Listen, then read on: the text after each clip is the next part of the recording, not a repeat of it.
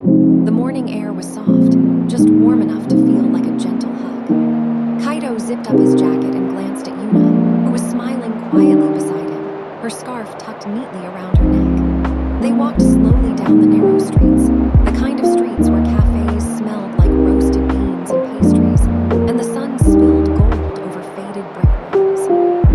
Their first stop was a small coffee shop tucked between two old bookstores.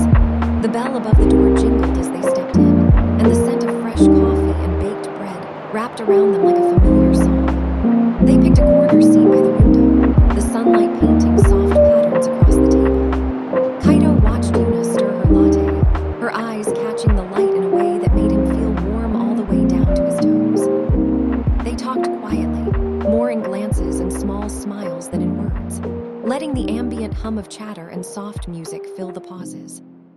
After finishing their drinks, they wandered toward a little street of shops. A small calligraphy store caught Yuna's eye, its windows lined with delicate papers and brushes. She ran her fingers over the smooth surfaces, picking up a tiny ink set and turning it in her palms. Kaido laughed softly, teasing her about being too careful, but he secretly loved seeing her curiosity bloom in quiet moments like this.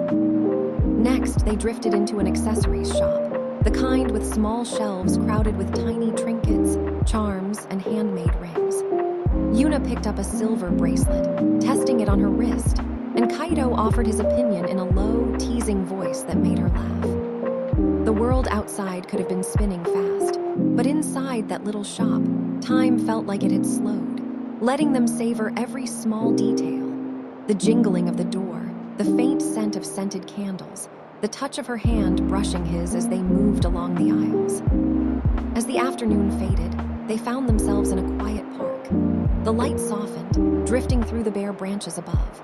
They sat on a bench, sharing a bag of pastries they bought earlier, occasionally tossing crumbs to the birds that hopped nearby. Kaido leaned back, resting his head against the bench, and Yuna laid her head on his shoulder.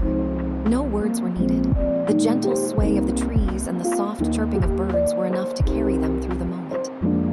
When the sky began to blush pink, they started walking home slowly, hands intertwined, savoring the lingering warmth of the day. The city's noises softened behind them, replaced by the quiet rhythm of their own steps. They paused on a bridge for a moment, watching the reflections of streetlights ripple across the water. Yuna squeezed his hand, and Kaido felt the quiet certainty that this day, simple, slow, soft, was one they'd remember long after the sun had set.